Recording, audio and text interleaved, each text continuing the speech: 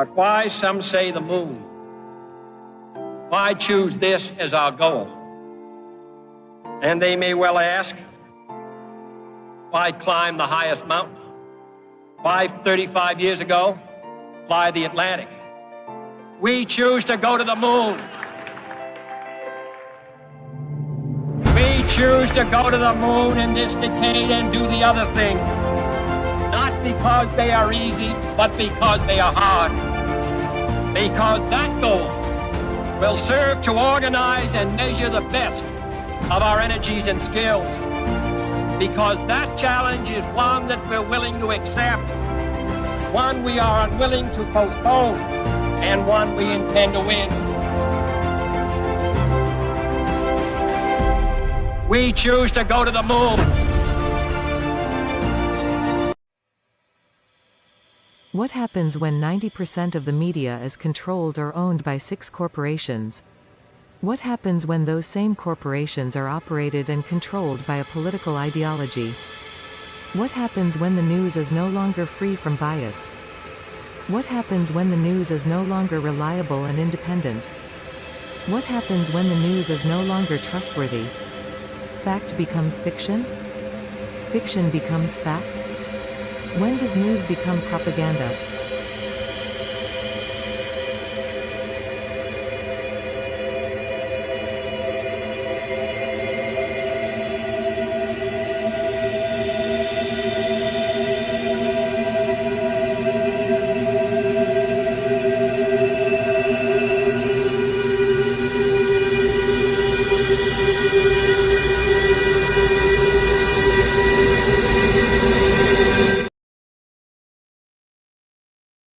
Well, hello. Welcome to the World Blockchain Roundtable. A little bit of a different opening today. Many of you may have already seen that in the past, but I thought it was worth playing again.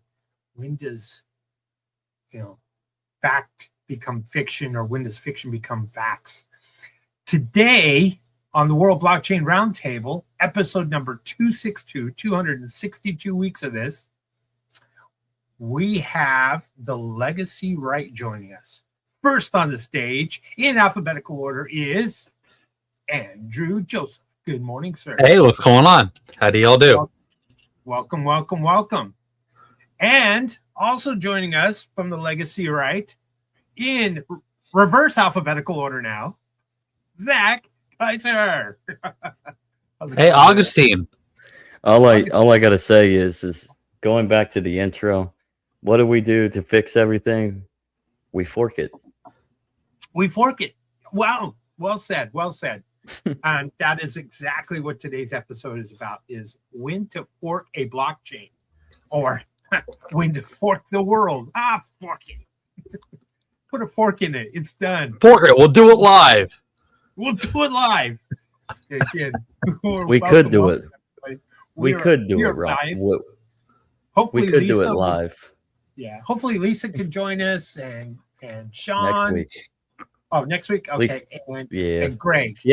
She left a comment here. So did she? She hopes to rejoin us next week. Well, I hope so too. We miss her. Yeah. All right. Well, let's take a look. Remember, last week's show was all about the chat. It was chat questions only, from blockchain to current events. And we got into all kinds of different topics. My apologies. Maybe we centered a little too much on the umbrella promise and taking money out of the political, elite's hands, or politicians' hands in campaigns, and doing away with lobbyists and special interests. It's an idea. It's a thought. But we took questions from the outside world. And it was a good show. And each host from last week received 50 lot layer ownership tokens. And each topic contributor last week received 50 lot. But really, there were no questions that could be given. If you want to participate in the show, you got to sign up with din.social and go to the World Blockchain Roundtable layer, and then post a question there, post themes, and start earning lot if you want to have a say and a vote in the show. And so that's essentially how it works. So chat questions are really good. I like them. Unfortunately, chat questions don't earn you their ownership tokens or lot tokens. Yeah. Just remember too that we, the panelists, have the right to revise and extend our remarks, and we do not provide financial advice on the show, nor do we tell you what you should or shouldn't do. We're, it's of our own opinions, our own minds, and so just we're not your daddy. So do your own research. How's that? So we got the lawyers taken care of, and bouncing right back into the show again. Today is when to fork a blockchain. Now, this is the last show of May. So next month, June, we have some good themes coming up. And I look forward to seeing you all here, and where we cover different topics. And when to fork a blockchain is kind of interesting because, in the world, not just in the blockchain world, but there are a lot of forks that happen. There are religious forks. Let's look at Martin Luther and the whole Protestant movement. Maybe you might want to look at, let's take a look at, what do we call it? The forks off of Catholicism early on with, help me out, Zach, the Eastern Christian Orthodox, right? Eastern Orthodox, yeah. That was a fork. You could call a campaign for an election, let's say the new president, that's almost like a fork, right? It's a new president with new ideas and new, ways of coming, trying to provide solutions, new power structures, new power ideologies. There's all kinds of different forks that happen. New scientific discoveries create forks in the way we think, and blockchain is really no different. And what I wanted to talk about before we jump in that is I had posted something that's called what is a blockchain fork, and I thought I'd go over this metaphor with all of you. But real quick, is there anything else that you want to talk about before we jump into this subject? I mean, we're going to do current events later, so maybe the only thing I can think of is, if you want to go in American history, think Civil War is kind of an attempted fork, but it didn't work out because obviously they wanted to play ball and say we're taking everything for ourselves, and you're going to be consolidated into the Union. So, yep. Lisa, we'll miss you. Yeah. Hope to see you here next week. And that's the difference between what a blockchain fork and a political fork happens. Is political's for everything, right? It's very control oriented versus blockchain is voluntary, and if you don't like it, you can just keep using the same software, same protocol. Mm-hmm. Mm-hmm. Well, we've talked about a lot about blockchain, of course, on the show because it is World Blockchain Roundtable, and I wanted to kind of give you an idea of a metaphor for a fork, so that you can understand what a change is in a blockchain fork. As we all know, blockchains are basically blocks of data that are connected to each other. And a fork is when that one group versus another group decide to make a change, right? And go a different way or different, path. And so let me put it as a metaphor before we get more into the technical side of things.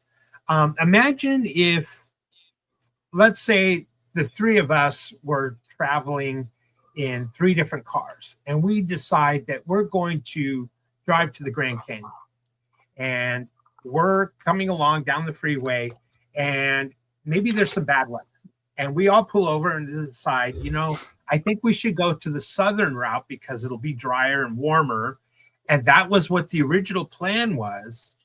And some of us say, no, you know what? I want to experience more snow and I want to go a northerly route and maybe look at some other mountains before we get to the Grand Canyon.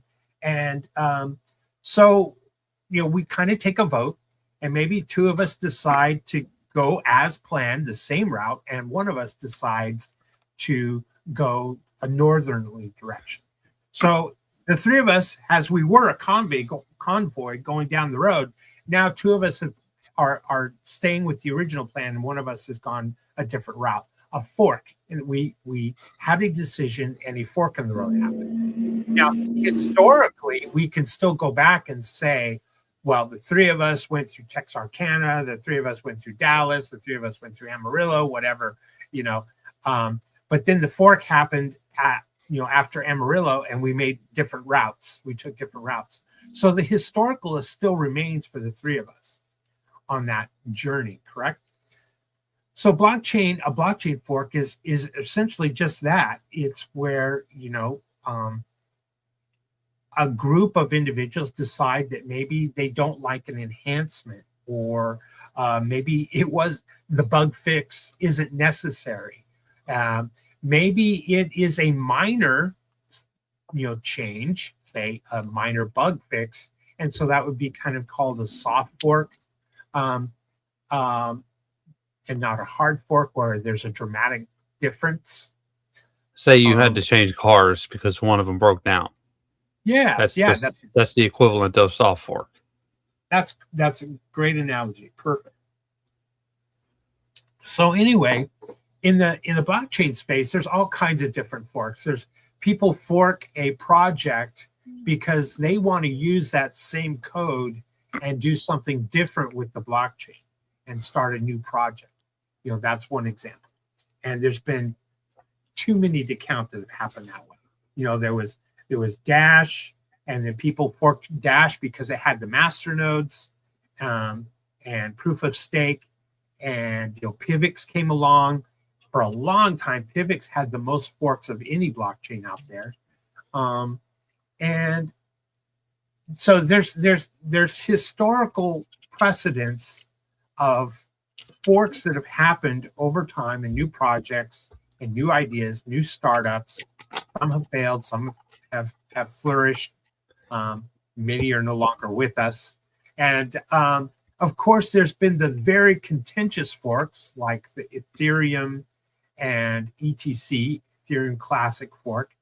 There's also, of course, the big fork wars, the blockchain wars. I like to call them fork wars. I think that's kind of fun, rather than the blockchain wars. But in this split between BTC, Bitcoin, and BCH, Bitcoin Cash, that was a huge fork, and that was very contentious. That was a fight for the mining that ultimately BTC won. Bitcoin Cash for a while was very close to winning, and it was all about the size of the block. And that was a big change. That was a soft change in the code or the ideology, and that was a giant fork.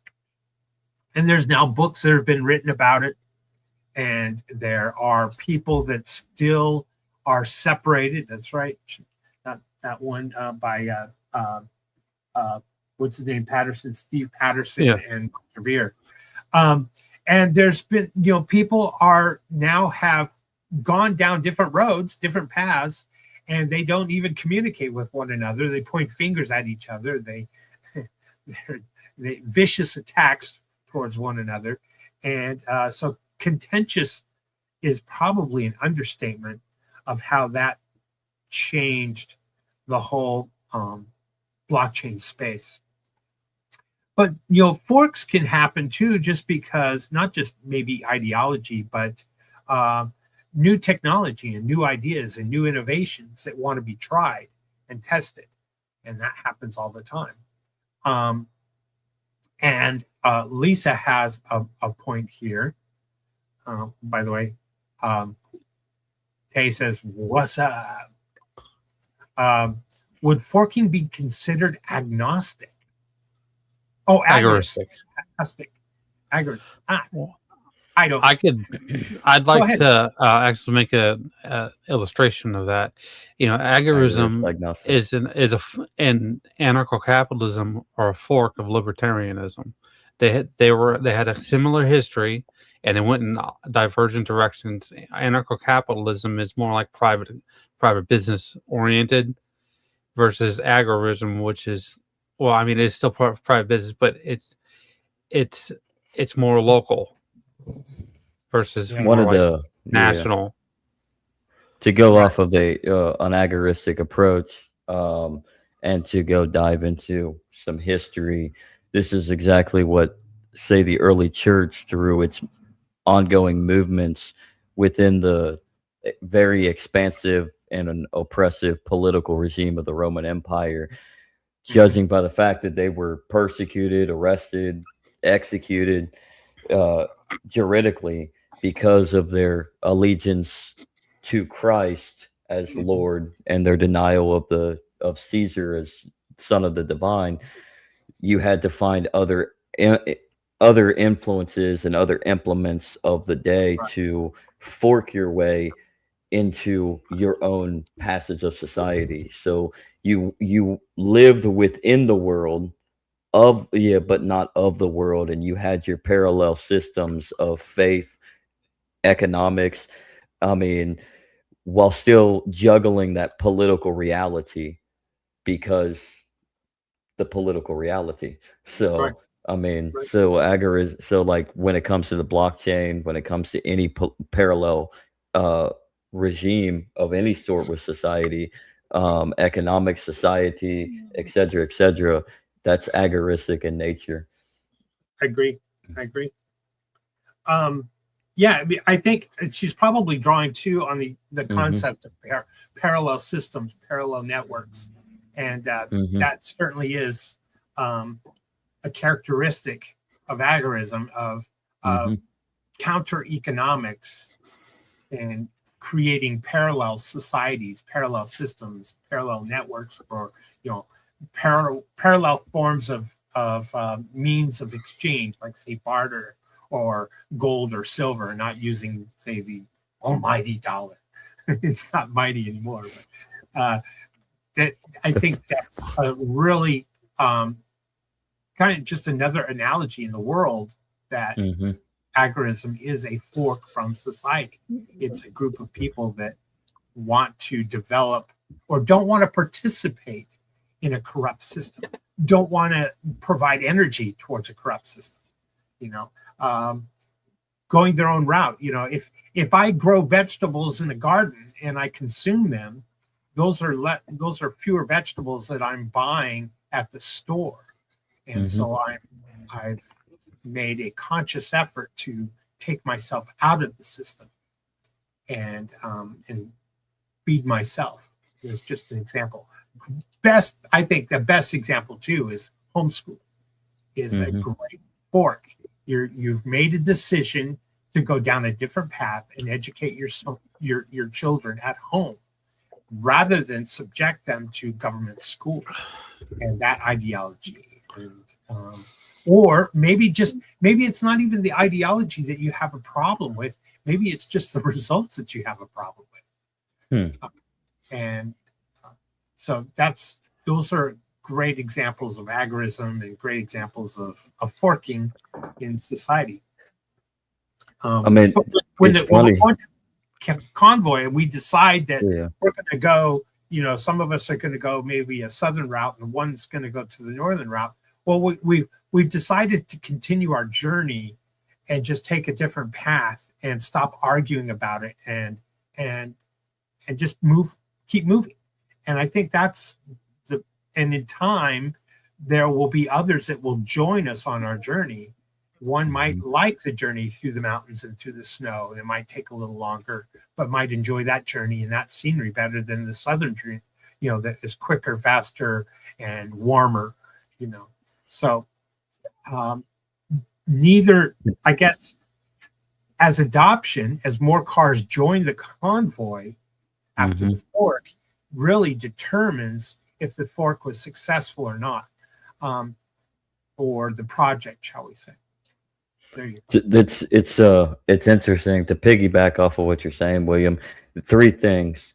First off, like with the monetary aspect, you're talking about gold, silver. Like Samuel Edward Conklin III actually had his own little society, like in Camp, I believe in like California, out in Southern California, and they actually had their own quote unquote bank that people would store in their little treasury. So like when they would go out, they would have the monetary funds to be able to like go and function in society with that expense when they needed to. Other than that, everything was within their little society. And then the second point that I was going to make is like it's a negative, but another aspect, and this is going more onto the political realm in reality, and it is very negative for how it was initially set up. But the what was it, the Capitol Hill Autonomous Zone or whatever in Washington, that's effectively a fork. go. Um, not probably to a detriment of human society in an immoral aspect, but nevertheless they effectively divorced themselves from the system within and created this little ecosystem of their own. And then there was another one that I had too, and I will probably remember that one. But yeah, that's how forks work really. Like in any whether yeah.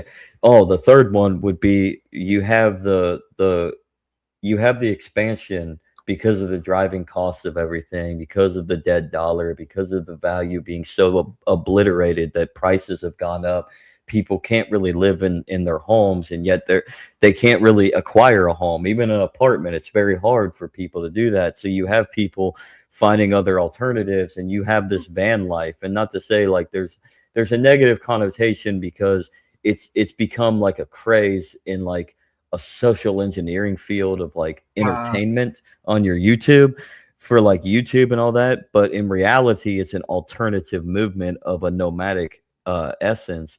And there is that identity of forking the system for economically, politically, divorcing everything politically for an economic, a more nomadic yet economic resilience towards the falling apart, deteriorating society that we live in because of the bad economics, the bad monetary policies, the less value we have on the dollar. And so that in itself has become a new fork that has become an itinerary for a lot of people to basically grab a hold of what freedom they have left economically and just venture out on their own. And just all I have for my expenses is gas, and I might have to find a place where I have to pay for the night if I can't find a Walmart.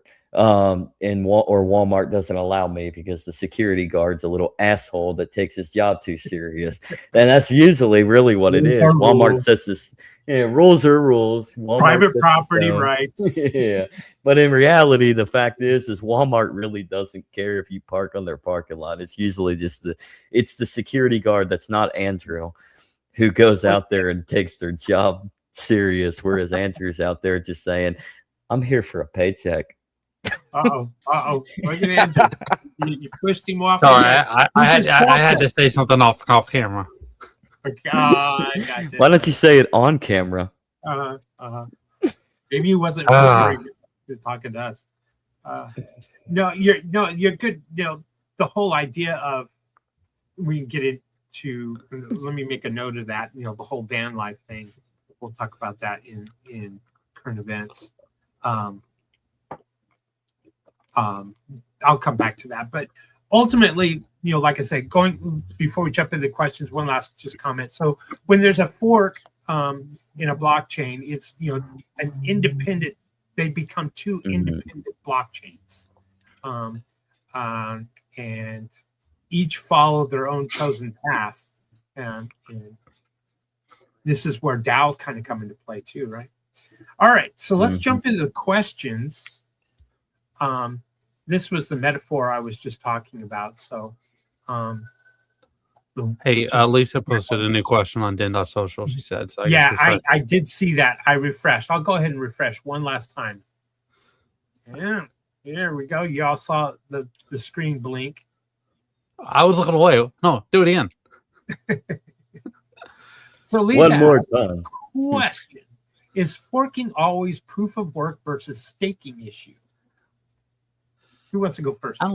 I don't think so. I mean, that's proof of work versus staking are two different implementations. So, I mean, I can see what Ethereum changed from proof of work to staking, and that's just a consensus upgrade.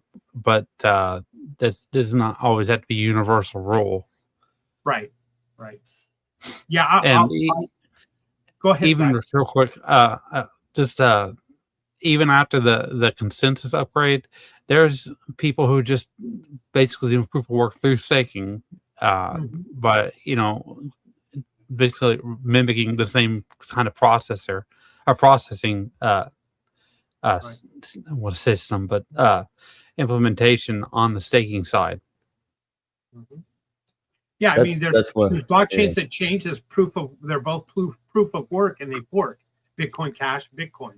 And then there's staking blockchains, like I was talking about Dash with its master nodes and proof of work, and Pivx was the most famous fork of Dash, and so they each independently can have a blockchain split or fork, whatever you want to call it. So no, it's not necessarily. It's always proof of work to staking. So if the question is, and Andrew, you're right. If the question is, if we agree to change a blockchain from proof of work to a staking blockchain, is that a fork? Yes, absolutely. That's a major change in the consensus protocol. That would definitely be considered a fork. I hope that answers your question, Lisa. What were you going to say, Zach? That was it. That was pretty much it. I'm not gonna repeat because I'll stumble on it and it'll sound kind of retarded. So, but yeah, I mean, I will say like to answer this with another question to reflect on it. Like, isn't proof of work for the most part based on the itinerary of the implementation of that network or of that node or that blockchain? Whereas, so like effectively, it wouldn't be a proof of work versus staking issue, because in retrospect, wouldn't there always be some sort of stake in the game when you're getting into it anyways? Like, should I do this, or what incentive do I have to move over to this network that's forked off of? Like, why should I fork why should I fork over to a system from Bitcoin that is Bitcoin Cash? Why should I use Bitcoin Cash over Bitcoin? Right? Like, I think that's, so I don't know. That's just a reflective question. If anybody wants to answer, or everybody can just think of it in their mind and meditate on it. Well, there's something to say about the people that are taking over the implementation. Like when Bitcoin Cash and Bitcoin Fork, you had ABC who was leading the pack, right? That development team before the whole time that they were in control, it was a three-ring circus. They were always hard forking, and it was very difficult for businesses to maintain, a stable structure. And so you had to take that stuff like into consideration. Is that how are they going to plan things in the long term? Are they going to do that where they're constantly readjusting things, and it's destructive to the business's ability to maintain stability in order to grow? Or is it something that they're gonna be more streamlined and orderly? And so you had to take that into consideration too. And that's a good thing that eventually that there was another hard fork between ABC, which is now I think this thing I have right here, eCash and Bitcoin Cash node is that they went their separate ways. And eCash, they can, if something falls apart on their end, that's their call, And Bitcoin Cash node, they've really streamlined everything, and you can tell by their market growth because of it. Yeah. All right. we're gonna. There's a question about Ethereum and ETC and Bitcoin Cash. We'll get to that one here too. Yeah. All right. Question: what is the main difference between a hard fork and a soft fork? I kind of answered this already, but Yeah. I'll just briefly state that it's a minor change where the majority of the people still remain, and maybe the minors, still point to that minor change. Maybe it's a software upgrade, and it's not a big change in their consensus mechanisms. So it would be considered a soft fork. It's not contentious at all, and a large majority still go down, or the entire blockchain still maintains, agrees to that soft fork or that soft change to the code, to the protocol, versus a hard fork where there's a dramatic change in the consensus model, or there's a hard fork because they want to change or alter or test or create a new project with a different purpose. Anybody else?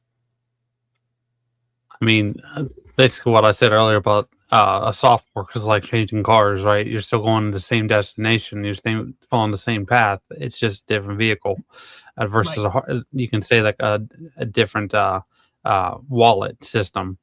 And a hard fork is, you're taking totally different separate paths, even though you're going to the same destination. Right. So you could be using the same car. You can even change cars, but still be going in a separate direction towards the same destination. So, yeah. All right, I'm good with that. Zach, you got anything to add there? What is the main difference between a hard fork and a soft fork? I think you both hit it. So we don't need to stay too much on it. I got two more questions. Let's go quick. All right. Question. Let's compare two of the most famous blockchain forks in history, Bitcoin Cash, BCH, in 2017, and Ethereum Classic, ETC, in 2016. One was driven primarily by scaling usability disagreement, and the other was rooted in fundamental philosophical battle over immutability versus user protection. In your view, which fork better justified splitting the chain, and what lessons do these two cases teach us about when forking is truly necessary versus when the community should find a compromise? That's big. There's a lot to this question. Maybe we should kind of set the stage. Ethereum Classic and Ethereum, in their 2016 fork, there was a DAO. There was a DAO that had funds of like $150 million in it. And the DAO got hacked, and some of those coins were stolen, about $50 million worth. So the DAO decided that we should roll back the fork. It would be like if we were all meeting in Amarillo and one of our cars got, partially stolen. And we decided that we should go back to Dallas and forget everything that just took place, so that we would have, kind of like go back in time and restore that vehicle to its complete fullness, and then put safeguards so that a portion of it doesn't get stolen, and then continue the journey again. And some said, no, that would be wrong. So it was a big, because blockchain was meant to be immutable. You can't change it. Once you write to a block, it can't be changed. So in essence, a fork can go back in time and essentially undo all those transactions, go back in time, and start fresh from a time in the past. And it kind of gets complicated, but it's almost like time traveling with blockchain. And the whole idea of immutability was, no, what happens, happens. You can't change the block. You can't rewrite the block. And that is true. You can't rewrite the block, but you can fork it and go back in time and undo transactions and restore wallets to a point where they didn't have transactions. And that's what the Ethereum Classic versus the Ethereum fork was all about in 2016. It was very contentious. The foundation believed that we need to preserve and undo that $50 million. And whoever hacked us of the $50 million, now they're basically got nothing. That was their belief and their ideology there. And then the other side of it was, no, we have to learn from our mistakes. We got to take it on the chin. We have to take responsibility and remain classic to Bitcoin, classic to blockchain, and stay on that same path without the $50 million. Because blockchain is all about immutability. You can't change it. You're not supposed to be able to change it. Well, the DAO had a vote and it passed to revert, go back in time and undo the $50 million loss of funds, undo the hack. And and there were those who were still loyal to the concept of immutability and keep Ethereum as Ethereum Classic, kind of like Coca-Cola Classic, and keep it classic and understand that there are possibilities that someone's wallet or a wallet could get hacked and the DAO could lose money. And Ethereum Classic continued without the $50 million, where Ethereum went back and undid or went back in time and continued the fork. So that's where that contentious fork of immutability came from Ethereum Classic. That's a long explanation. I believe I'm fairly accurate in keeping it kind of short and condensed of what happened. Yeah. I think we should address one section at a time. So Ethereum Classic, and then go and talk about Bitcoin fork after that. I think that's a great idea. So we'll continue with Ethereum Classic and now answer that question. That's what you're saying, right? Okay.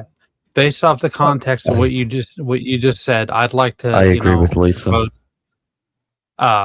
Ethereum Classic would be, very consistent, very get it right. Don't waver, very fixed in one particular set of actions.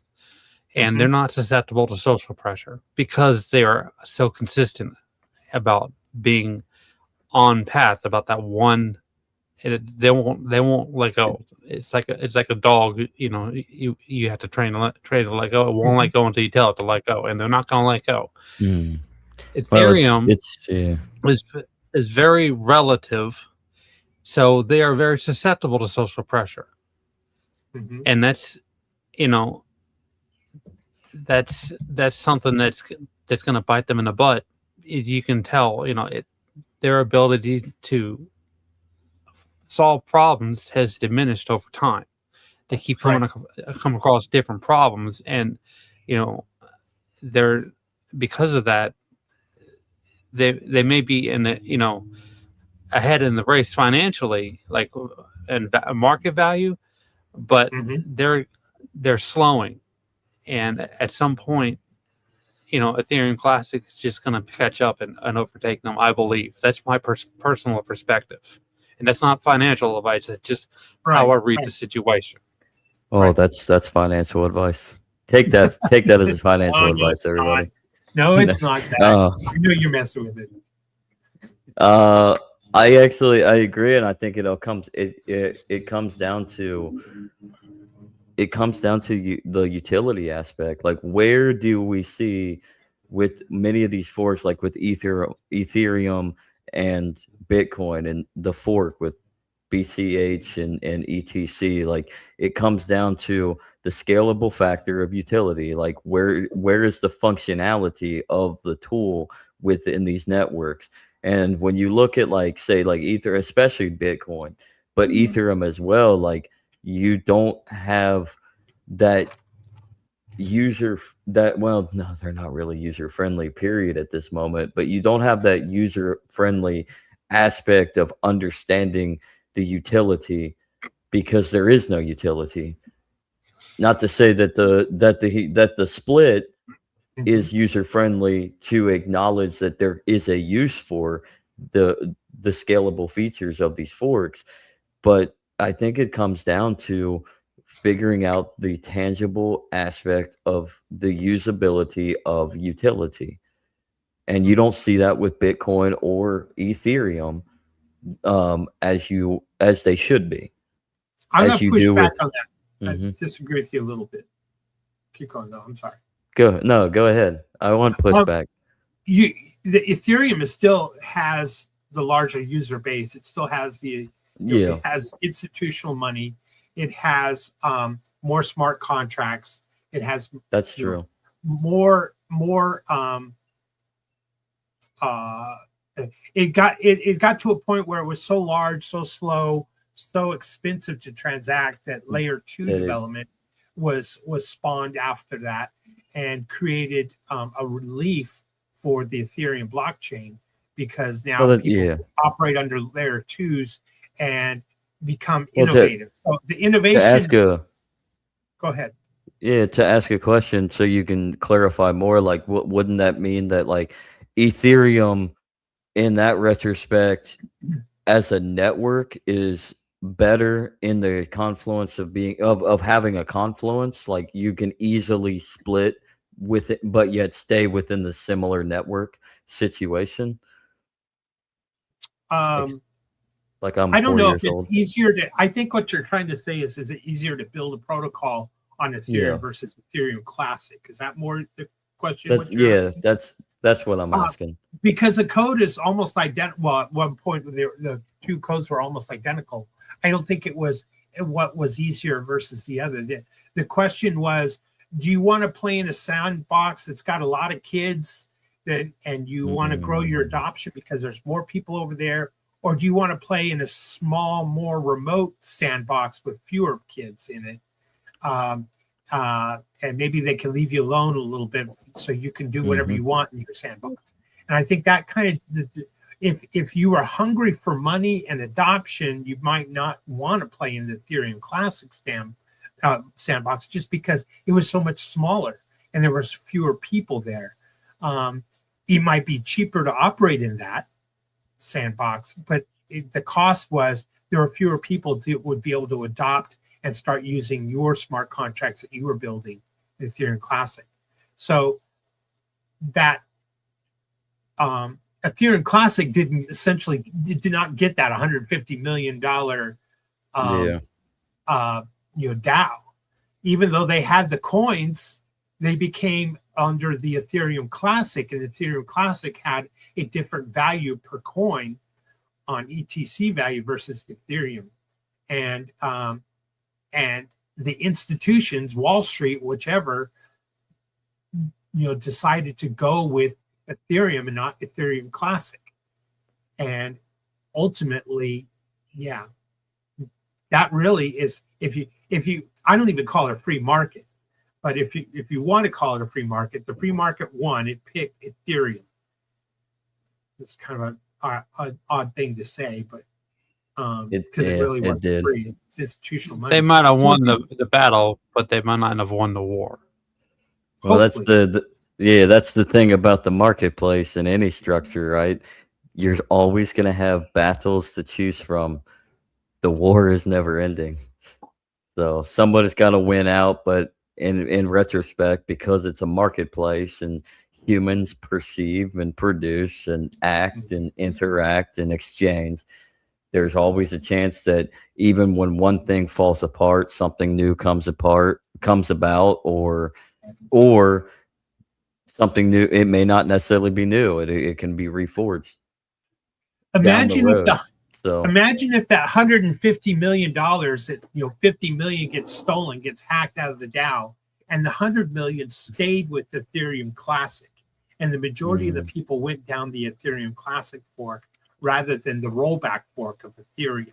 Okay, imagine that were to take place. Well, then the layer 2s eventually probably would have gotten developed under Ethereum Classic, and Ethereum Classic would have had that big money to spend towards its adoption and its growth, and and institutions would have got into ETC probably rather than ETH.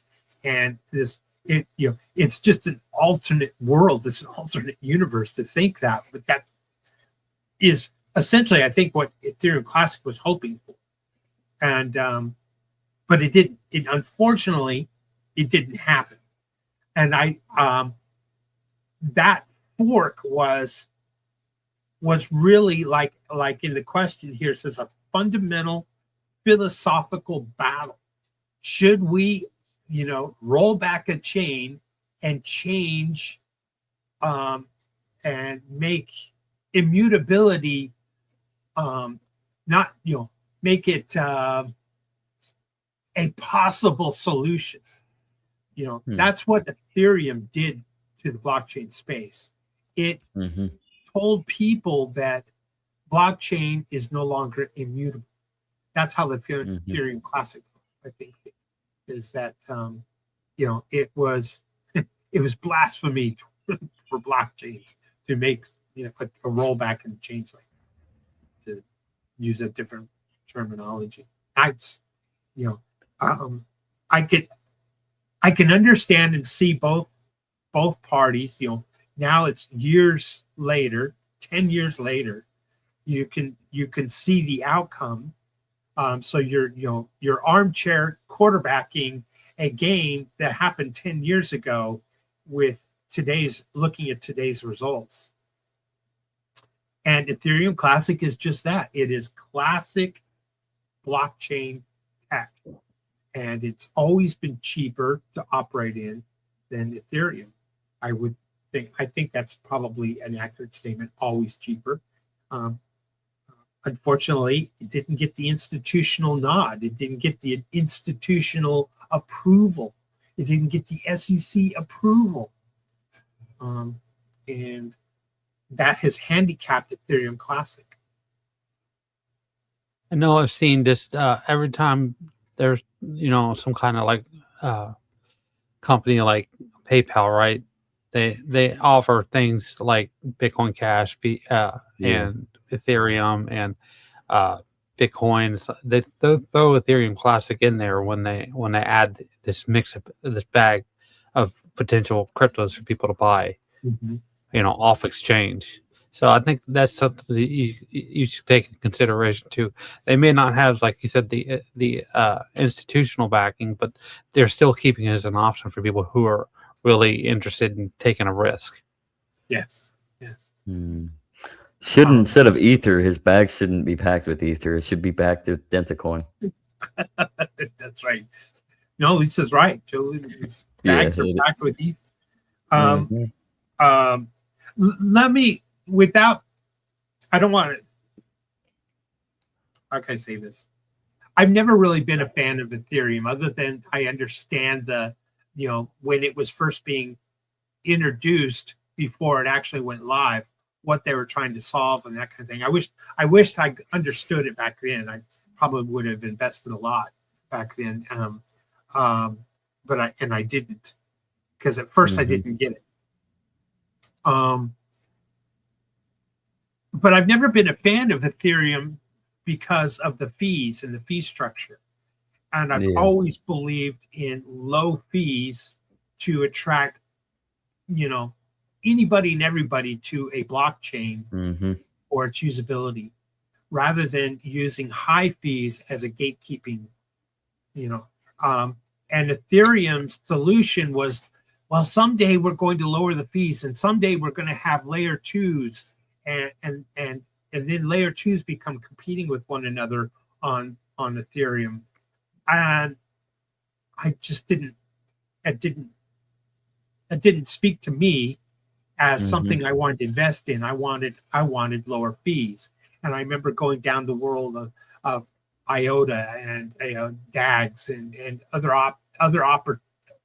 other places where we could have smart contracts with low fees.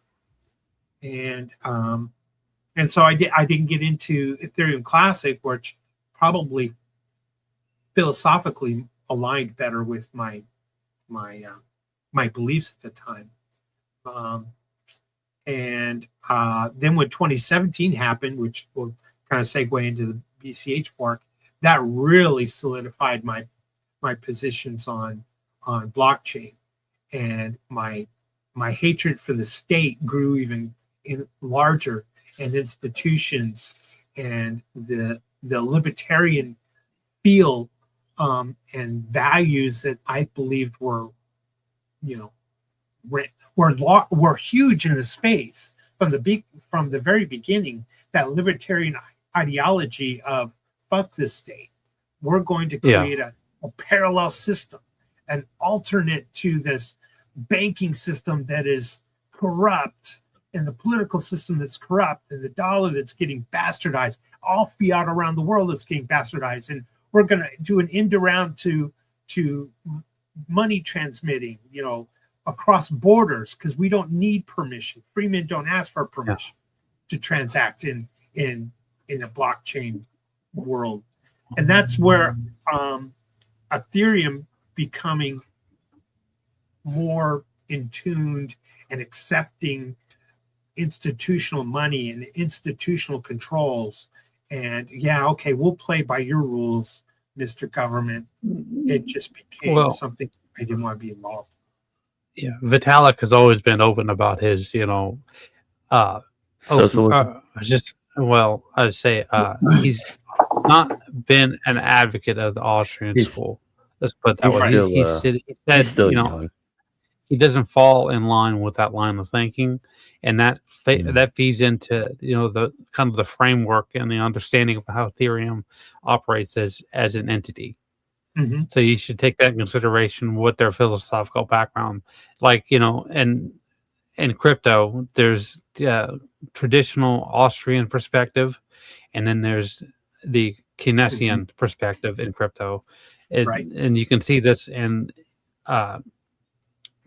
Bitcoin Cash versus Bitcoin Core. I guess this could feed into start feeding into the next section, is that the Keynesians are like, we're going to make the money, and then we're going to adopt, and the companies can find the resources to help effectively scale, versus Bitcoin Cash is we're going to scale on chain, and the money can come after that.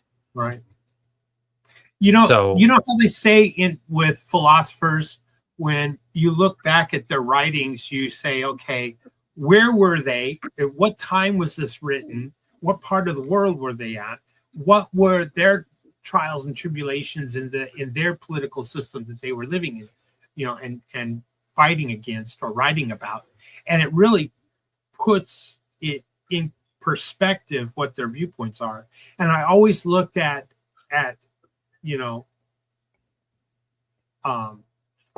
I looked at him as well, he's Canadian. Right. Sorry, Canadians. And so a Russian Canadian. But he was essentially grew up in what, Toronto? That was Quebec, kind of a liberal area. So I didn't think that his while he a very brilliant individual, he is. Vitalik is still one of those individuals who maybe felt that, just like the philosopher who may have written something while living in Germany, or Hobbes or something, look at what he believed in and what he wrote. You look at those, and I look at him and it's, well, he's been tainted, and he doesn't really fall into that hardcore libertarian viewpoint that I had. And so it was just another reason that I wanted to invest in something that was matched up and aligned with my, agris. So, and that didn't pass the smell test for me. I understand. So now I guess the second half of the question is really about the Bitcoin Cash split in 2017. That was so contentious. Maybe it was, the Ethereum was very contentious as well, but the amount of money that was in the space in 2016 versus 2017, it doubled, tripled probably, and there were a lot more eyes on that split. And now we know, with Epstein being involved and everything else, and the banks, I think, did feel threatened and had to come after and lock down Bitcoin, and hence the book that you showed, Andrew. Hijacking Bitcoin. Hijacking the Bitcoin. So, what? I guess the question was, which fork better justified splitting the chain, and what lessons do these two cases teach us about when forking is truly necessary versus when a community should find a compromise? Well, a compromise wasn't found between Bitcoin Cash and BTC. No.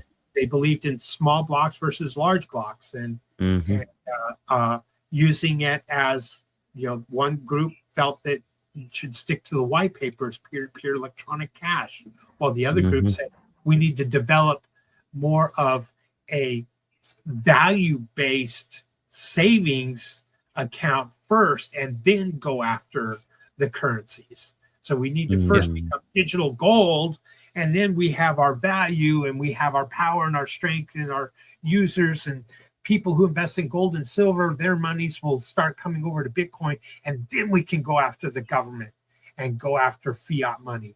That was what was in the beginning, what was being taught or sold, and many of us didn't buy it, didn't agree with that. I believe these two systems, ecosystems, are actually shadows of each other. They had different perspectives and different motivations, but they're just two illustrations and going on opposite directions, but they're still in they have a common history. But besides that, I think, like I said before, you can see this with, like I said, you can see this with the whole get it right thing. That we're not gonna we're one fixed line of action here, and they did their best. They came to as many compromises as they could until it was just to the point that they couldn't sustain themselves. So there had to be a fork. They were trying to operate lead. How is that lightning going for Bitcoin right now? Well, I don't use it. Never have. Never will. And I don't think it is doing very well. Again, that's just another example of a band-aid to try to keep people in who don't believe in BCH or the idea of cryptocurrencies, not crypto gold, cryptocurrencies, to try to keep them in. And it was a power play, and it was a moneymaker for back. Well, that's what it was. It was, it comes to a standard of which do you want?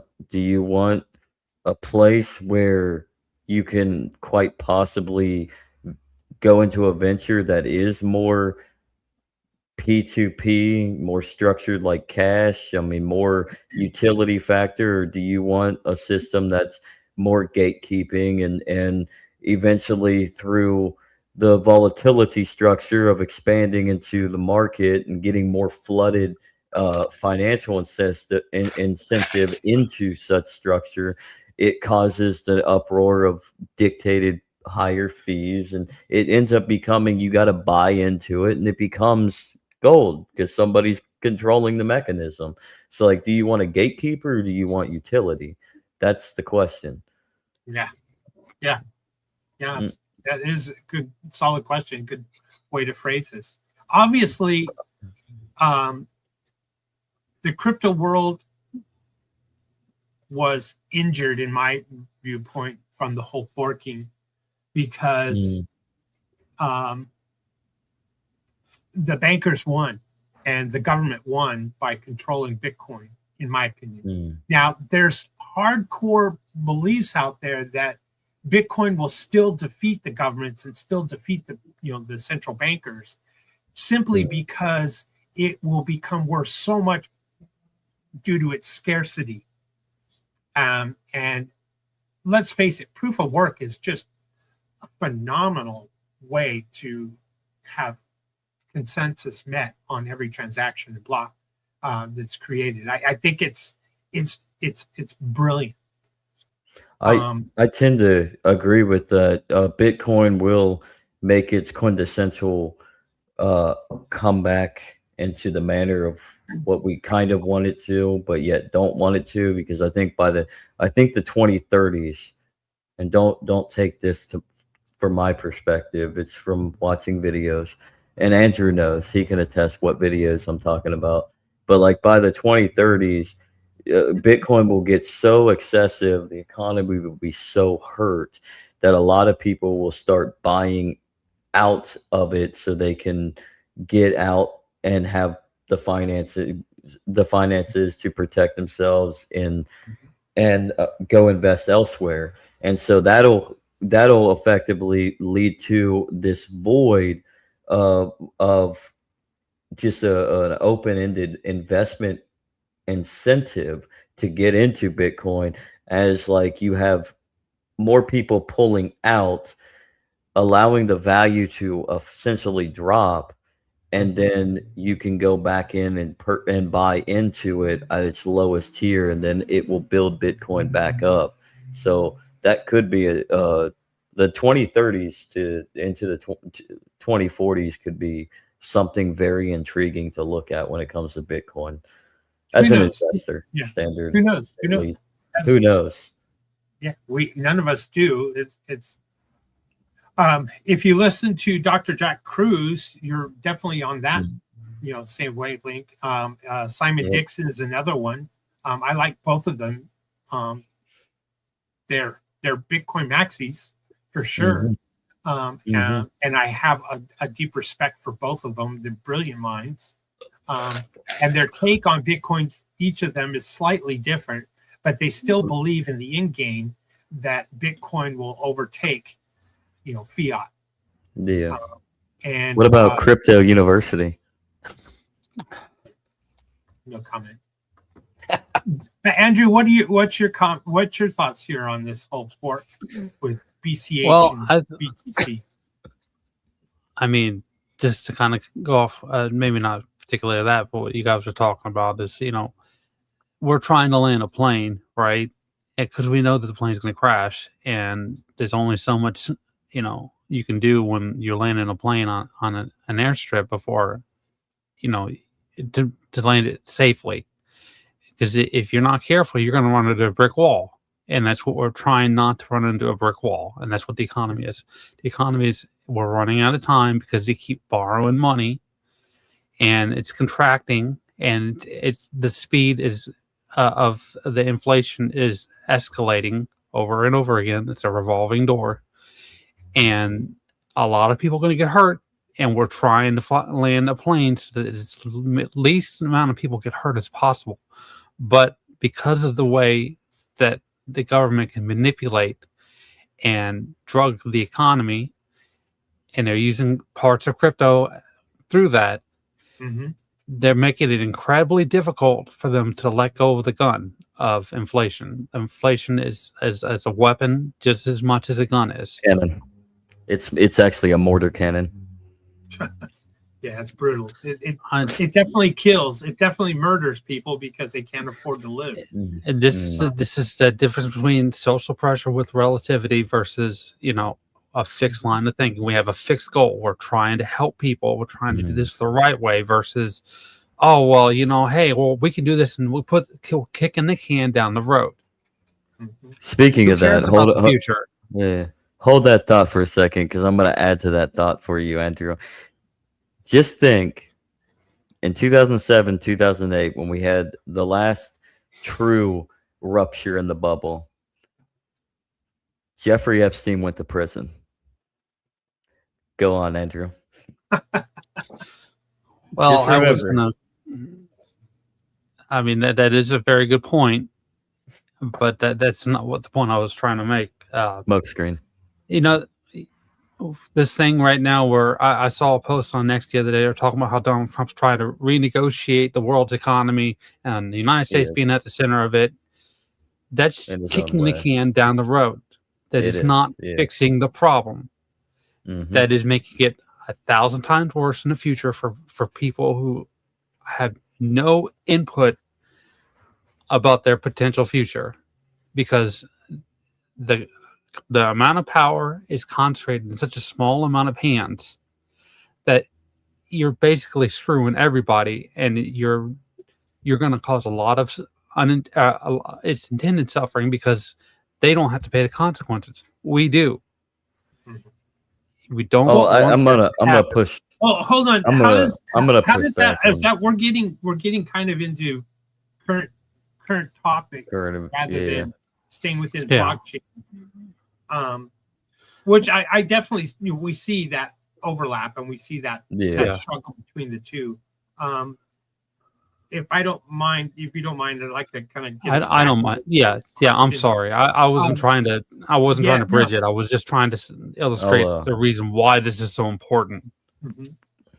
I have a question for you, Andrew. I think I've been thinking about this since I first pulled up this question. You know personality types very well with the anagram. Assign personalities to Ethereum Classic, personality types to Ethereum Classic and Ethereum. Well, like I said, Ethereum is more relative to control versus. So what number would it be?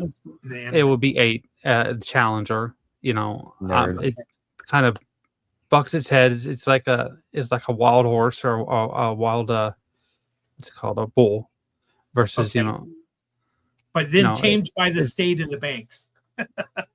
Yeah, influenced by the banks. Yeah. And Ethereum Classic would definitely be type 1, the reformer. So you think it takes a long time and it takes a lot of consistency, but you're gonna get your goal done by the end of the day. And what number would that be? That'd be type 1. Type 1. Okay. Now, would that be the same for Bitcoin and Bitcoin Cash? I think, yeah, you could say that. They're both management style. They're both management. No, Bitcoin would be type 8, the Challenger. It's like I said, it's relative, right? So you can see this with the new forks that they've been talking about a while ago. They're talking about the spam in the blockchain, and they're trying to justify another fork, right? It's relative. It's just something to talk about. But they don't actually follow through on it. And the code is not changing because Bitcoin Core is such a small group of individuals who are controlling the code. Very little has happened or changed to the code. That doesn't sound to me like a type 8 personality. Well, like I said, these are managed. Think of it. This is action oriented. So, the piece oriented is in the middle. It's type 9. So think about it like a chessboard, right? There's two sides to the chessboard.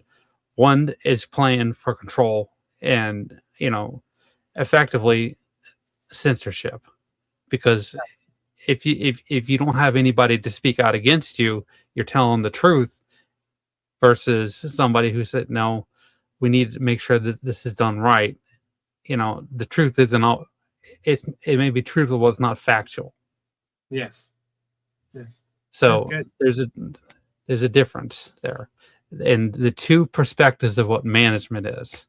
And there's a time and place for everything, but it's really in the weeds that you find out the difference. Okay. Well, are we done with this question? I mean, I believe so. I believe we are. Okay. Last one. We could probably go on. Question: has forking helped or hurt blockchain innovation overall?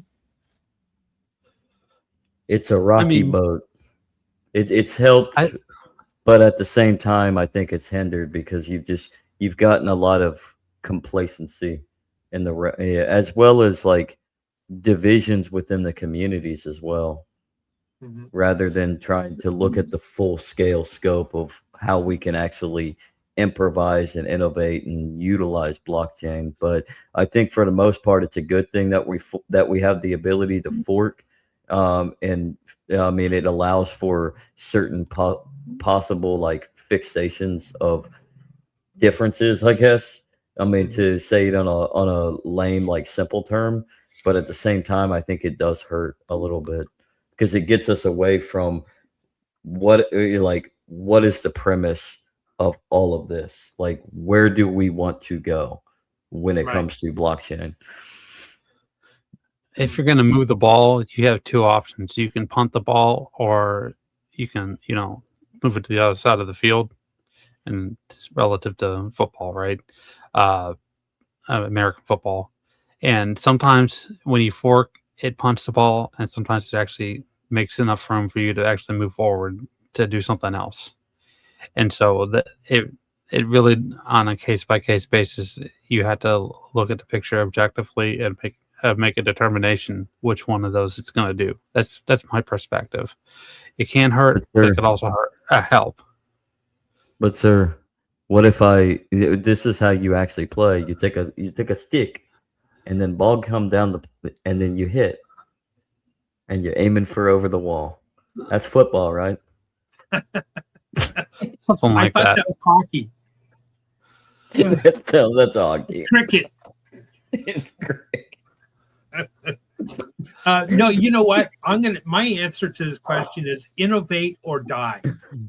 And if you don't innovate, you're going to be left behind because somebody else is going to come up with a creative solution to a problem, and that's going to attract more adoption, more money, more income, more revenue, whatever you want, lowering costs, whatever it is. And so if you don't innovate, you die. And Bitcoin Cash versus Bitcoin, you could say Bitcoin Cash has been the innovator. It's added privacy long before Litecoin did. It's did a lot of different changes, some dynamic block issues, things. It did SLP tokens for a while. It's done. There's a long list of innovations that came out of Bitcoin Cash, which you could say innovate or die. So maybe that's what kept it afloat. But institutionally, the money still kept flowing, and Bitcoin was the Bitcoin standard, to quote another book. And Wall Street kept pouring money into it, or all the Wall Streets around the world, and people looking to, double their income or double their money real quick as a saving, speculative, investment instrument. And that's what maybe because people in an unstable world, i.e. inflation, people were looking at Bitcoin as a hedge against inflation and something that was much more less innovative, but more standard, more stable, if you will, rather than say gold or silver or copper or platinum, whatever. So I think that's where, unfortunately, forking has helped because it created layer twos, and like Lisa puts up a point here, second layer is clunky. I think it just depends. I think it depends. Early on, I didn't think Polygon, after it got going and moving along, I thought Polygon wasn't clunky at all, and it was a better alternative than some of the others. And some of the others have gone. They're long gone. You can't even find them. Some of the other layer twos. Clunky would definitely be, or less stable might have been how you described Solana. But Solana stability has there, and now it becomes the meme world. For what it's worth, forking has helped. It has created innovations. It has created this industry of all kinds of utility. The use of look at Din.social, created under Dragon Chain. That's just another example of innovation and using blockchain in a different way. There's so much that could be, I think, If you don't innovate, you die. And AI has certainly stole the thunder from blockchain as far as investments go, hype, and to keep blockchain relevant. So, I mean, it's like a Netscape Navigator, right? That was a legacy system. Bitcoin is a legacy system, Bitcoin Core, because they may be coming out with updates, but it's nowhere near as frequent as other like Bitcoin Cash. And so at some point they had to stop, updating Netscape Navigator, and that's what Firefox came through. And Right. it was a rebirth of an ecosystem, and it was sustained for a long time, and they're still around. They're not as popular as they used to be because Google basically had YouTube and they're throwing it all over the place. Use Chrome. There is always the potential for improving when you fork. yes. And so you're not going to see a kind of return, in quality for a while, because every time that there's a change in hand in management, they're going to do things the same as they did before in the past. But at some point, they Yes. start adjusting their behavior. That's why when you see like a company buy another company, they don't just immediately start changing things. They wait, and then they gradually phase things in. Right. To answer your question there, faggot, I mean, Okay. yes. Okay. Yes. So yes, ETH and BTC should be forked. I think so. I think because you said it yourself, because I think we need to innovate. Like, we need to constantly be innovating. If we're not innovating in some capacity, then we're going to be left behind. So I think there has to be a constant flow of trying to figure out where do we go from here. So maybe a fork maybe there should be another fork. Maybe there's another way. I don't know. But there needs to be some sort of innovation practice. Thank you, Buckeye Fag. What do you think, Andrew? Should ETH and BTC be forked again? Well, I mean, I think there definitely could be a different style of management for Ethereum. They're kind of lost in the woods, as they say in the Bible, right? Lost in the desert. I'm sorry, lost in the desert. They're going to find their way eventually, but it's going to take a while. It would definitely be better to have another management style come in and just kind of diversify the project and have some competition, because it brings them better into focus. Ethereum Classic, it's itself doing its own thing, but it's not competing in that sense, because there are two different ecosystems. A different style of management, I think, could push Ethereum into a better direction. Mm-hmm. So my answer is, for Ethereum and Bitcoin, if it brings more adoption, more revenue, more eyes to the space, then fork away. Go ahead. I'm always a fan of innovation. Well, I believe that is our questions. I'll go ahead and refresh one more. I found a new question. Why are you bald, Andrew? No. Well, it's something called genetics. Not much I can do about that. I don't believe you. I think you shave. It looks like you actually clean shave that head. Get it all nice and shiny. They call me bald for a reason. Yeah. All right. Now we'll move on to current events. And I made a note here, van life and the numbers.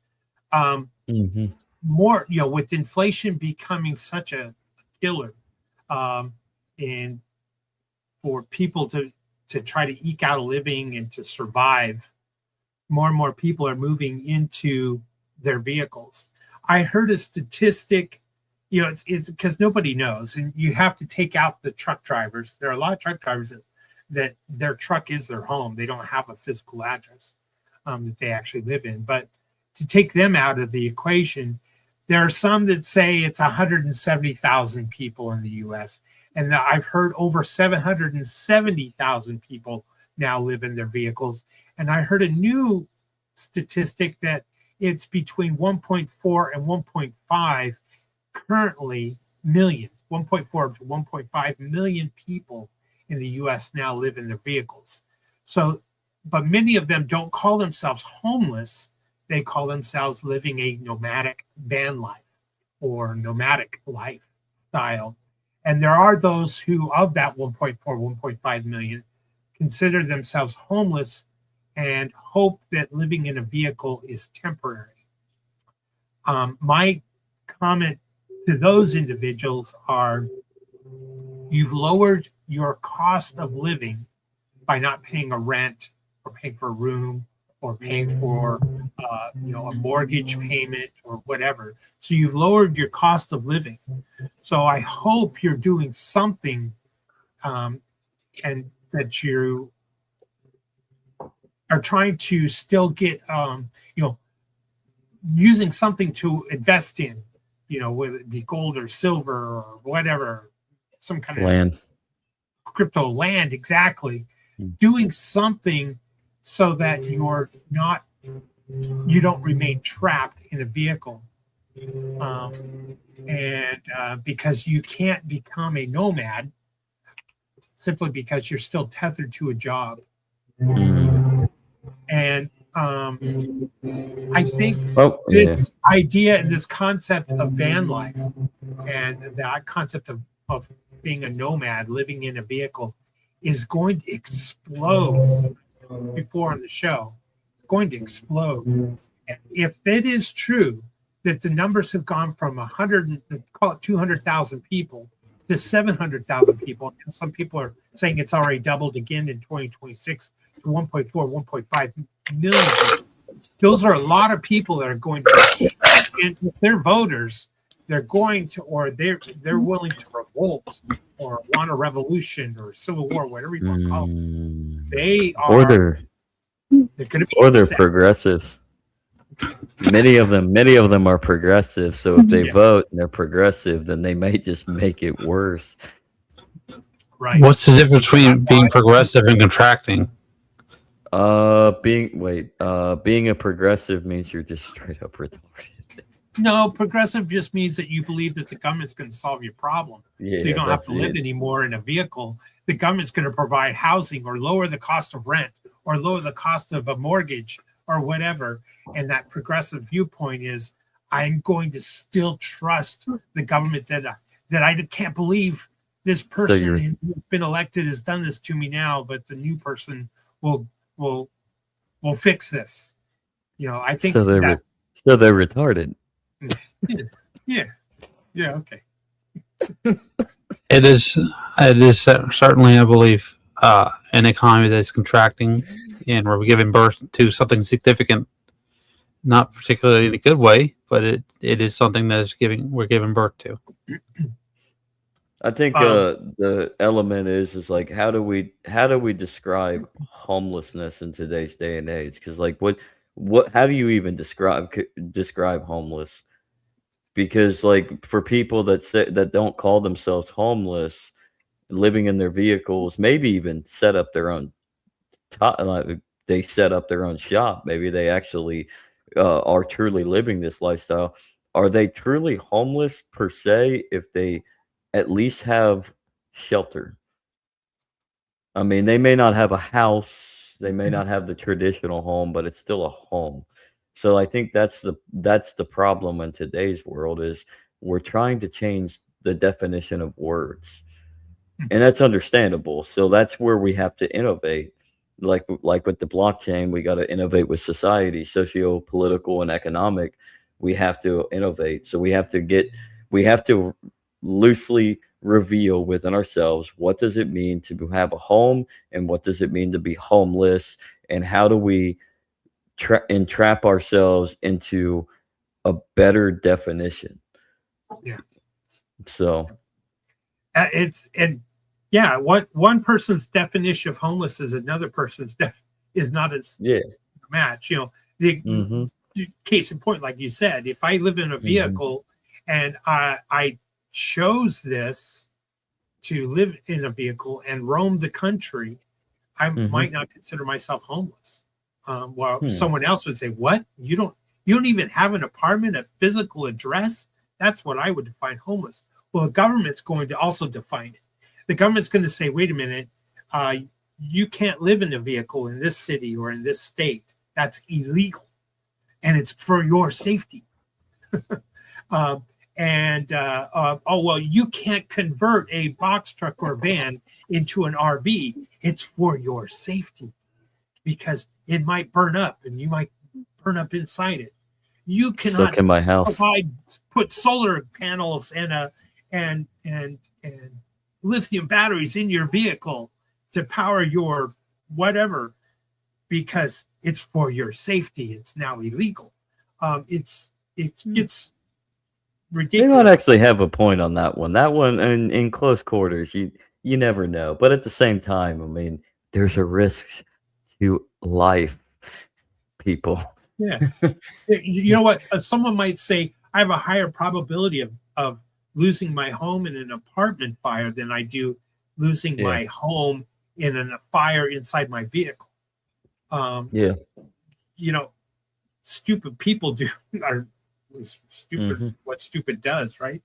So I think the government needs to stay out of that regulation of, so here you go. So, all right, you're homeless. You're living in government calls you homeless because you're living in a vehicle, and now it's illegal to park on the street and live and sleep in a vehicle on the street. So the city has now made that. So then they say, okay, so it's illegal to be homeless. And so that means you have to go to a drug rehab or halfway house and live that way. Well, wait a minute. I don't have an alcohol or drug problem. Oh, okay. Well, then you need to go to jail then because it's illegal to be homeless and sleep in your car. And we're going to tow your vehicle. Well, you're towing my vehicle, towing my home. Well, a car can't be a home. It's on the rule. It's in the law right here. A car cannot be a home. A van cannot be a home. A box truck cannot be a home. That's illegal. It's in the law. So therefore you're homeless. Therefore you need to go to jail. That's where it's going. And you self-converted your vehicle into an RV. You're not authorized. You do not have the license to do the wiring. You didn't have an electrician do it. You didn't get the certifications by such and such state and federal ordinance and whatever regulation sticker to say that you could. It's almost like. Go ahead. I can illustrate this perfectly. This is what happened in the Soviet Union. This is the company town mentality. Is that there's a fixed source of income. That's the only income. Oh, that's the Soviet Union. Specific rules. And if you don't follow the rules, then you go to jail, right? That's what you're saying, William. Yep. And we need to be successful. We need to illustrate that we're competent, but also the rules are relative. So you have to, it's all about control. Okay. Now you're in an ecosystem that is painting itself into a corner. Okay. And because there's only one source of income, they're strip mining their future to sustain their existence today. Yes. And that's exactly what happened in the United States now and in the Soviet Union, because they're very similar lines of emotionally, physically, mentally, and physically, like I said, the element of control. Eventually, this is the whole contraction thing. The game is up. There's no room for no chess pieces for them to move, and they capitulate. The issue is human beings are very, very emotionally. Go ahead. Economics, they called us the boom and bust cycle. Yeah, but they get away from the economic. Go ahead, Zach. Yeah. They get away from the economic aspect. Like human beings, we interact on on our emotions. It's the way that we kind of feel. So like everything based upon feelings, individually, communally, socially, we end up building things to try to equate towards our feelings to make things better to our standards. So, like, what we're seeing is like policies, laws upon those policies are being built based upon the feelings, and people inevitably don't want to. They don't want to look at reality. I mean, people are homeless, obviously. That's just reality. That's just life in general. There are the haves and there are the have-nots. The less fortunate will always be with us, no matter what. I mean, what do you do in order to help them? Well, in a more positive attitude, going down that avenue, you would probably want to try to figure out ways to how do we help those less fortunate to give them a push, not entitle them, but give them a push. That goes into its own fault, its own fault line, anyways. But I think we're at a time now where you're seeing the same parameter of a civil rights issue being brought into the forefront now on a different standard. Rather than race, it's now based in circumstance. So Right. yeah, and rather than it's homelessness now, because people look down on homelessness, and there obviously has to be something wrong with you, and you're obviously mentally ill, and you're obviously on drugs, and you're obviously a criminal, and you're obviously not a good person, and there's something that needs to happen to you to ensure that my safety and my community safety is trumps your basically your rights as a human being to have to be given dignity and to live. And that's where you get all these policies at. This is why you have violations. It was no different from Jim Crow law for blacks back in the turn of the 20th century into the 19th century, and it's no different now with all these laws that kind of eliminate people pretty much just being people and less fortunate. They just happen to not be black, though a lot of them are actually black. But it has less to do with color of skin anymore, more so just the circumstance of where you're at. Like a lot of homeless people are veterans. Ain't that some shit? And of course, economics plays a big role in it. Mm-hmm. Economics does play a very big role in it. And how do we fix it? Wages have not kept up with the wages, and money printing need to be equal as they go up.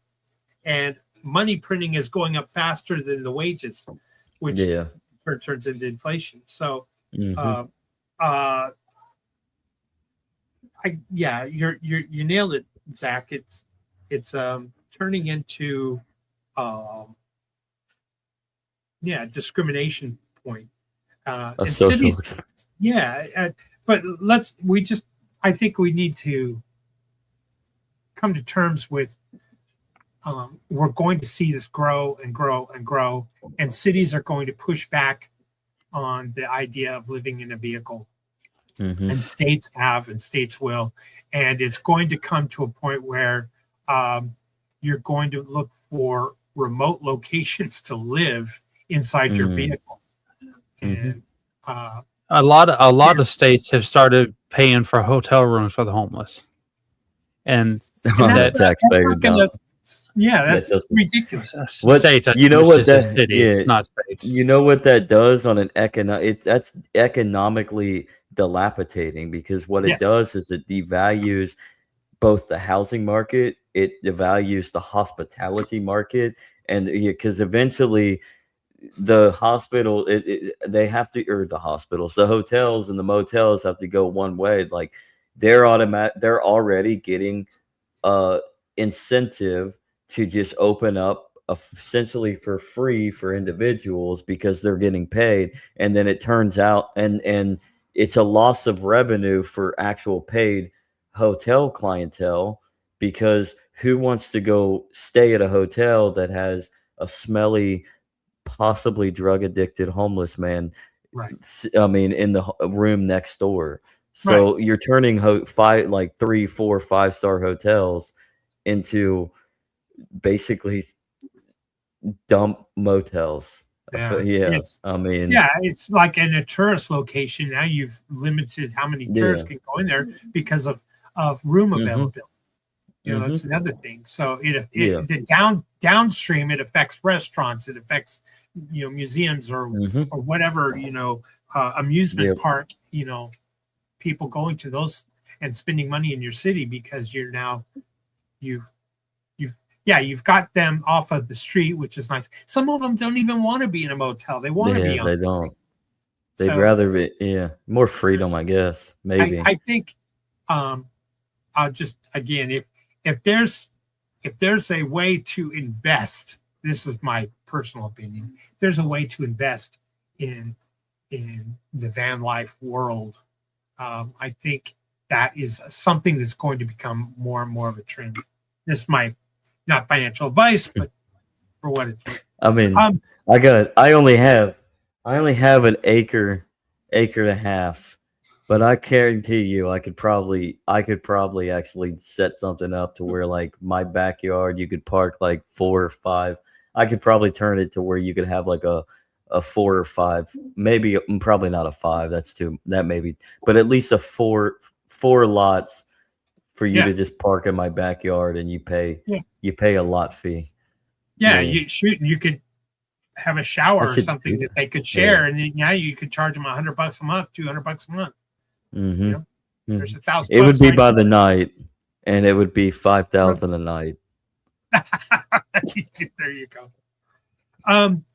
No I shower. got another item I wanted to talk about. I watched if you don't mind me bringing this one up, the boomers versus the millennials versus the Gen X, all the Gen Z and stuff. The fight between generations. I watched Schroyer, Smith, and Stein go up against 3 boomers on a debate. That was so interesting to watch that. I watched that last night. Anyway, and it's something that's really, I guess, kind of bothers me, because I think it's such easy bait for us to fight generationally rather than fight the government. They want to keep us divided, and it's a great division.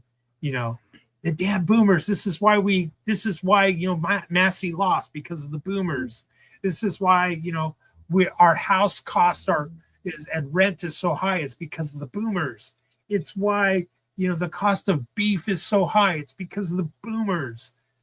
And I think they're losing sight that it's 1913. It's the Federal Reserve and the money printing and the outrageous spending by the government that's created this inflation over and over and over. And it's been, one generation after another. Well, when our generation gets in power, we're going to do things differently. And that's the same thing decade after decade after decade. The difference here is that the boomer generation was just so large. What say you? I mean, it's a credit card. Inflation is a credit card. The more, that you manipulate the interest rate, the more credit that you owe in a long term, which makes it harder and harder. The boom and bust process, right? Eventually, you paint yourself into a corner, and the whole system capitulates, and they're bringing the whole world. They're trying to bring the whole world down with them, because they realize the game is up, and they're not going to go. It's like Israel said, the Samson option, right? Right. They're not gonna. If they're going down, they're taking everyone with them, and that's exactly it. This is the internal workings of how these people operate. They don't care about anything but revenge. Revenge makes them look good. Yes, and don't get me wrong here, because boomers are so out of touch, and all they're doing is sucking down Fox or CNN, and they're not looking. A lot of them don't look anywhere else, or they only look within news sites within the U.S. Wall Street Journal, Financial Times, the New York Times, L.A. Times, or something like this. They're just plugged into local U.S. stuff and so they're getting the U.S. Propaganda bullshit fed to them, and they believe it. And then so the boomers have that. And so, well, in my day, we could just pull up by the bootstraps and watch how we spend our money. And, we only paid 50 cents for a nice cup of coffee, not $10 at Starbucks. We didn't even have a Starbucks. And in my day, we played Nintendo 64. I remember when that came out. Yeah. So, no, so I just, I don't want people to fall into that trap of fighting generation rather than looking at who the real enemy is. Don't fight the generation just because they have their McMansions. Fight the cost. Why are those? Why is housing so high? Why does my dollar buy so less? $1 in 1929 could get you 10 rolls of toilet paper. $1. $1 what in 1930s could get you 10 beers. $1. Yeah. Well, that's the thing. What does $1 buy you now? That's what. Not even a candy bar. Yeah. I take that back. A room for $1. When a place that I worked in the break room, we had only cans vending machines. It was only $1 for a can. How many ounces? Like 12 ounces in a can. 12 ounces. They're not even 12 ounces anymore. They're not even 12. Yeah, they're shrink. Yeah. $1 for less than 12 ounces. Obviously, shrinkflation is real, everybody. For a can of Mountain Dew. Yeah. So you can get a can of Mountain Dew for $1 in some places. Yeah. I hate the boomers for that. And I hate the generations that are blaming the boomers. Educate yourselves. All the generations, educate yourself. Point the anger towards the actual enemy. The enemy is the overprinting of dollars. The enemy is the central banking. The enemy is the governments. Yeah, like the bickering constant is honestly it's mostly online anymore, anyways. Because nobody's confrontational in real life, anyways. You're not going to call out your dad or your mom or your aunt or your grandma or grandpa and say, "You're the reason why I'm nothing." Like, no. But I mean, I would. I call out my family all the time, my extended family, because they really are the quintessential trailer trash. They don't live it, but they are. They are. But the bickering and just the infighting of generation after generation, it sounds more like you're entitled. It makes you look more like you're entitled because you're not getting what you want, because you're trying to blame somebody else, another generation or whatever, because you don't have what they have. It's like, then figure it out. Like, educate yourself and figure out what you can do in the now, and maybe try to figure out how you can fix the issues of the past that we're seeing the residual effects of economically, so that the future isn't like you. Maybe you can save your kids from what's going on with us because of what happened the generation before the boomers. The boomers are the blame, but yet it goes back to 1913. Rather than argue and bitch and moan about generations and sounding like entitled spoiled brats, fix your own situation. Yeah. And in retrospect, build something with a community. And What say you, Andrew? There was a episode of the Shadow radio program that I got saved on my phone when I listened to music, and it's called The Return of Carnation Charlie. And in it, the guys basically was dying, and so he traded places with somebody and went to the chair in order to pay his wife $50,000. That was in 1940. I just calculated it out how much it is. That's $1,156,745 in today's money. 1.1 million. Yeah, actually, that's kind of bad. That's huge. That's That's a awesome. significant degree of inflation, and since the 1940s, because it wasn't my 1940 exact. That money has significantly weakened to get to that level. Right. By And they 98%. talk about minimum. Yeah, they talk about how a minimum wage, which is basically a union idea, right? Is it $1.25 or whatever in silver quarters? I can't remember exactly how much it was. Something like that, yeah, to that Yeah, effect. five And quarters of pure yeah, silver before they took the yeah, a silver pure out. pure silver. And you've seen the meme out there about how how much it's worth, like $20 an hour. This is before COVID, so I'm sure it's Just been remember, updated that's since just a then. meme. Yeah, so the 20 from $1.25 in silver quarters to $20 cash. Yeah. And that was before they went and decided to spend as much money as they could during the COVID, because, oh my God, we have an opportunity here. Run with it. Mhm. Okay. So how much should minimum wage be with inflation then, Andrew? It should be Calculating the zero. inflation. No, because with, I said with, all right. That's We all actually know what I'm that doing right now. yeah, we're living, we have inflation, all right. Zero would be opportune if we lived in a society if with economical common sense. yeah, I realize that. But this is where I'm talking about. Is the minimum wage is a union idea. Is that we've made so much money, now you get to increase your financial improvement, because we've earned so much money. We can afford to pass on your pay wage to you now. Grow your own food. That's a good idea, but that's not going to do anything with Oh, I need to inflation. go.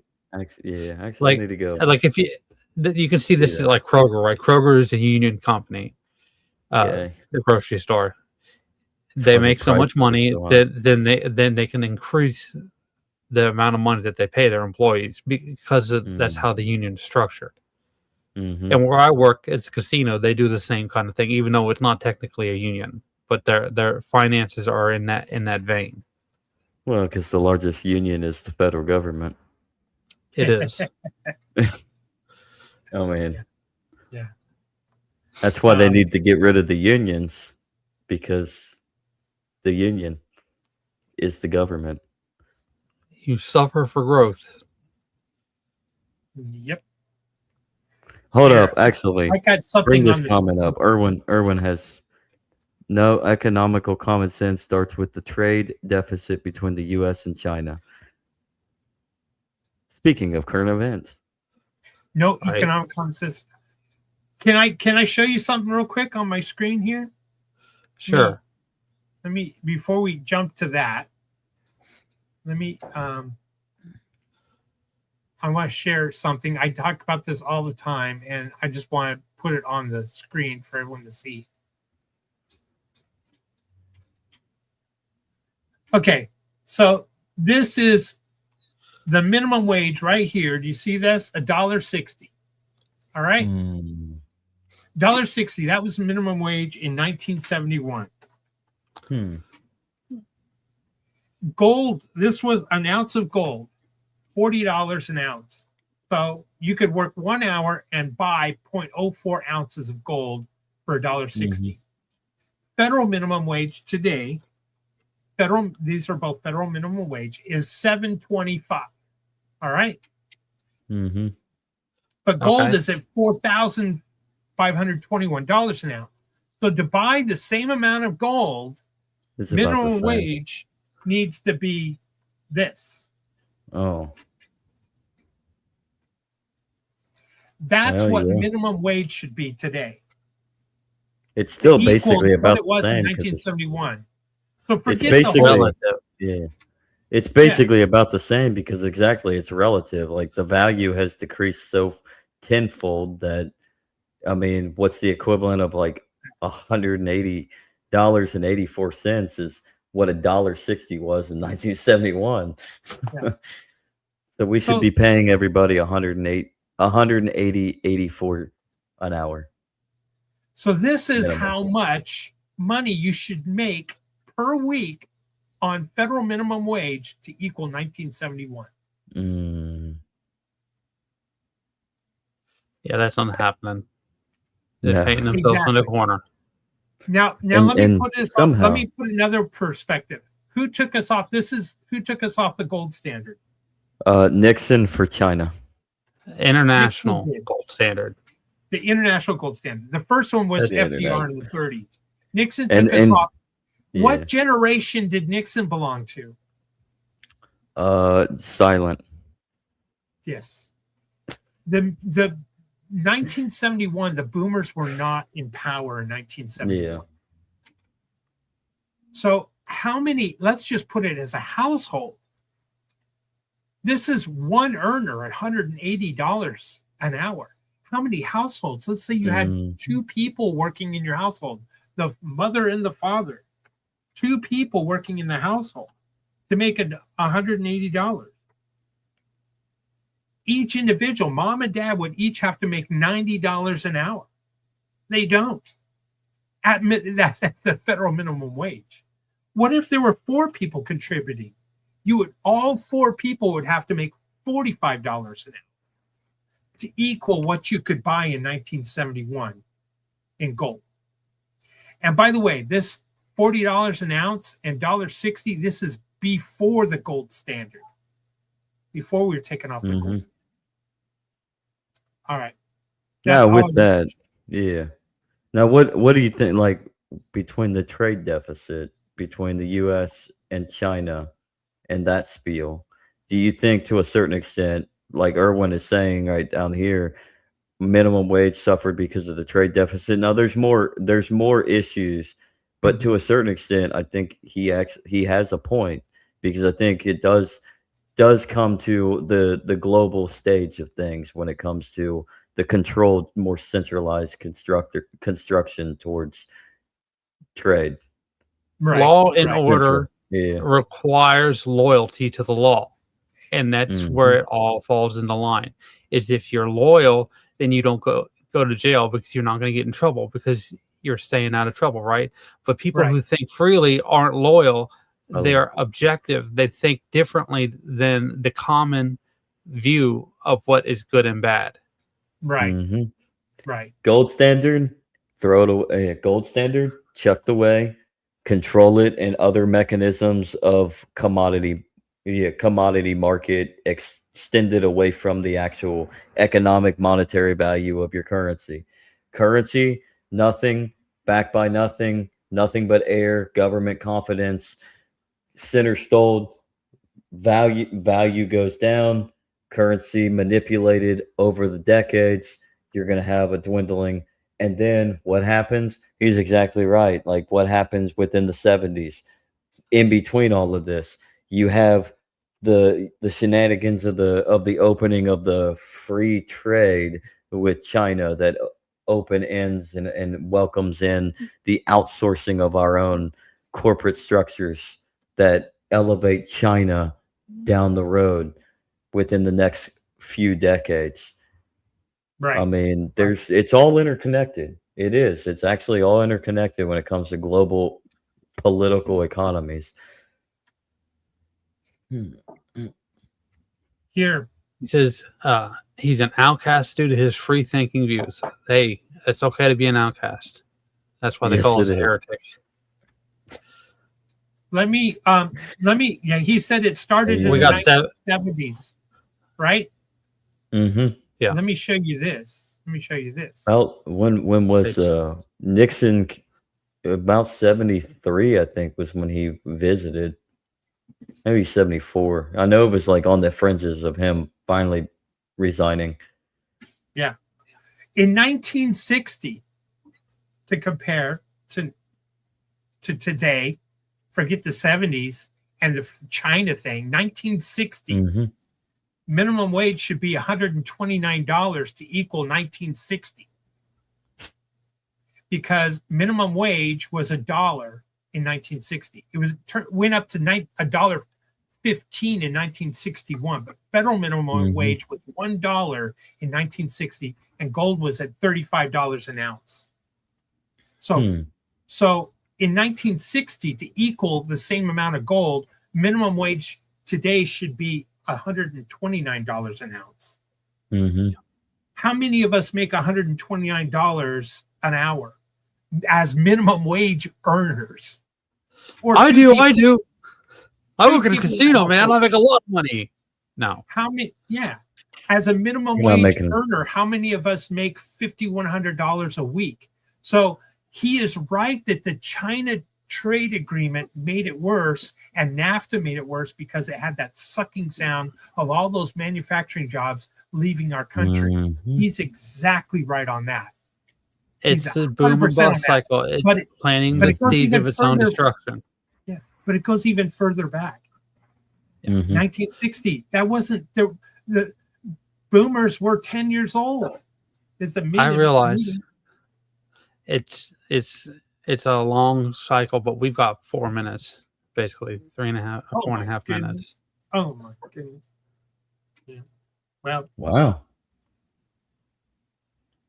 I'm an outcast due to my free thinking views. Well, we're all outcasts. We'll see you in the same pasture, same building.